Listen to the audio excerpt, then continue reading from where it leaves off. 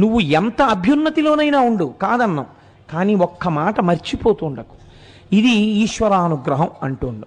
శివ శివ ఇద్దరికీ తేడా ఏం లేదు, ఇది శివానుగ్రహం అండి అంటుండు. నువ్వు అంతా చేసేయి, ఇదంతా మా అమ్మ నాన్నగారు చేయించారని చెప్పి ఉమామహేశ్వర పరబ్రహ్మార్పణమస్తు అను, నాదేం లేదు ఇందులో అని వెళ్ళిపోతే చాలు. పొంగిపోతారు వాళ్ళు. నాది అని అనకు, వారిది అని లోపల భావన చేస్తుండు. నీ యంద కటాక్షం అలా వస్తూనే ఉంటుంది.